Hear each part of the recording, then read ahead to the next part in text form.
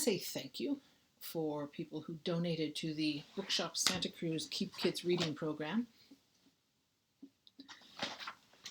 I will be reading you a chapter of Riviera Gold. Chapter 2. Venice had been unexpected. Not that it didn't meet my every anticipation. Venice proved every bit as colorful and warm and entertaining as one might wish, taking my memories of past times and piling on a myriad of piquant experiences that would continue to amuse on into my old age. Venice had been Cole Porter and moonlit adventures, an island of mad women, and a community of sun-maddened expatriates. The place had awakened in me a bizarre gusto for cabaret dances, harmless flirtations, and lethargy, all of which I would have sworn impossible mere weeks earlier. Of course, the serene city on the lagoon was also in this modern era of 1925. Mussolini's black shirts and age-old corruption, threats we had brought with us, and a startling revenge that Holmes and I could never have shaped on our own. As I say, unexpected. Had it not been for the Honourable Terence Shields McClintock, a new and almost instantaneous friend, I expect I would have stepped away from the society of Lido's sun worshippers without a thought, grateful to escape back into my normal world. Not that my normal world existed anymore. Nothing awaited me in my Sussex home but solitude and the hum of beehives in the orchard. Holmes was off on some unlikely task. Yes, that is the Holmes, Sherlock Holmes, my teacher-turned-partner, then husband. While our housekeeper, Mrs. Hudson, the very heart of the home, was, oh, Mrs. Hudson, beloved and comforting presence, gone away, perhaps forever. As we lounged on the Venice Lido one day in early July, the Aunt Terry had interrupted these sad and pointless thoughts. "You need to come sailing with us, truly." I adjusted my sun hat against the rays. "Terry, I've spent the past 2 weeks in a series of increasingly odd watery excursions, from gondolas to speedboats, stolen speedboats, borrowed speedboats, to, God help me, skis on top of water. If I don't go back to the mainland soon, what form of transport might be next? Saddling a gargantuan seahorse? Donning artificial gills? In any event, why would anyone revert to an outmoded form of transport that takes weeks to arrive at a place one can reach by train in a day? Because you'll never get the chance again, not on a sweet boat like the Stella Maris. I'll probably never get the chance to enjoy frostbite on Everest or being eaten alive by dingoes in the outback either, yet somehow I managed to live with the knowledge. She's a stunning piece of work, is the Stella. Far too good for her owner. Who is going as well? I'd met the man. Digby Bertram Wellington Jones. Call me DB, all the gals do. Was such a stage version of English colonel, from hearty laugh to veined nose to long out-of-date slang, that I kept waiting for him to give himself away with a wink. The most interesting thing about him was why on earth he'd decided to buy a sailboat rather than a country house with a hunt nearby. A story he had started twice in my presence and had never got to the end of. Oh, he's not a bad sort, a smidge dull, granted. A smidge? The man makes a dish rag seem interesting. Well, yes, but there'll be great food, and you do like the others, and the Italian coastline is just smashing, and there's loads of interesting ports along the way. Terry, I get seasick, so we'll put you up at the prow, or you can work the rigging. That'll take your stomach's mind off things. Crews never let guests do any of the actual work. This crew does. I know the captain. He's happy to shout orders at anyone. Really? Hard mindless labor did sound more appealing than watching waves go past, or listening to an empty house creak and settle.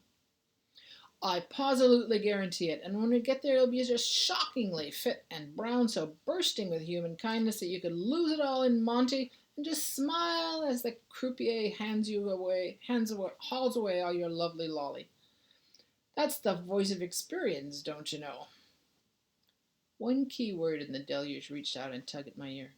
Did you say Monte? As in Monte Carlo? Didn't I say? We're headed for the Riviera. You didn't know. Well, we are, or DB is at any rate. And yes, it's the very same Monte. Den of iniquity, principality of pauperdom, city of suicides. Then again, it's where Diaghilev's Belarus is set up, and the Princess Charlotte's a charming girl. Who?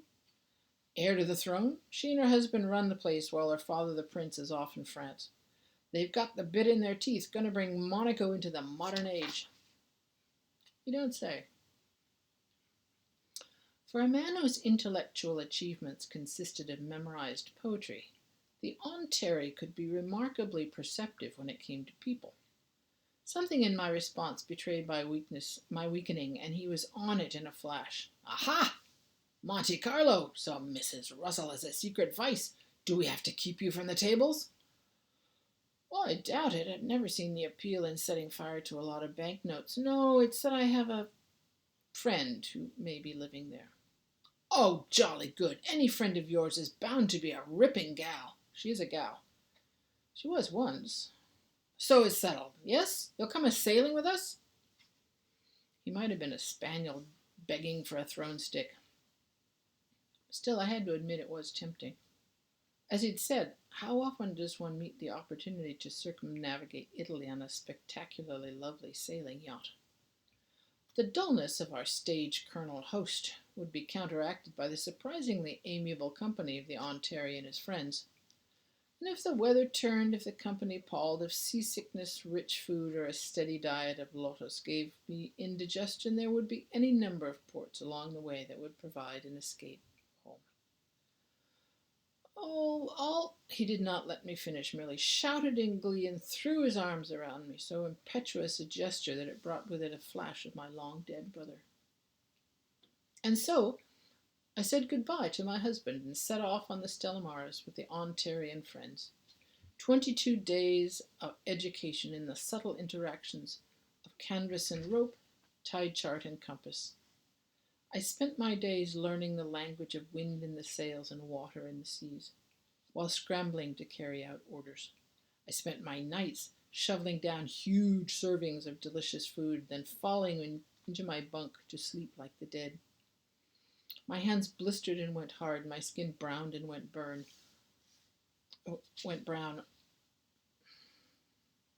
While I learned about pulling in partnership, the proper way to throw my weight around, and just how deadly a gust of wind could be. When we were under sail, I was never entirely free of seasickness, but I did find that when I was busy enough or exhausted enough, I could ignore it. One night, when we were halfway up the Tyrrhenian with Sicily behind us and the outline of Sardinia yet to appear, it came to me that I had been quietly learning other lessons as well from this man with no more intellect than a retriever. The Ontario was teaching me about friendship. I had no family other than the one I had made through Holmes. My few friends were from university, since I somehow never found the time to create more. But on board the Stella Maris, distracted by aching muscles and thirst and hunger, the bursts of shared laughter and effortless camaraderie opened my heart. In turn, I found I was ever more impatient for the end of the voyage, or rather for the person I hoped to find there. It was 10 years since the cool wartime morning in 1915 when I stumbled across Mr. Sherlock Holmes on the Sussex Downs. 10 years since the afternoon I'd met the woman who would become my surrogate grandmother. Mrs. Hudson called herself a housekeeper, but from that first day she was so much more. In all the decade that had followed, all those long years when I came to know her worn hands, aging face, and graying hair better than I knew my own, I never suspected that the heart beating under those old lady dresses and old-fashioned aprons might belong elsewhere. Never suspected that she had been anything but a landlady turned housekeeper until, the past May, when a case brought to light a colorful, even shocking history. The history of a woman named not Clara Hudson, but Clarissa. A history that came to claim her and drove my Mrs. Hudson from her home. The thought of losing her had been more than I could bear. I pleaded to know where she was going, how she would get along, what she would possibly do without us. Her reply was less an answer than a vague observation, but as a straw I would continue to grasp it until it crumbled. It had been night.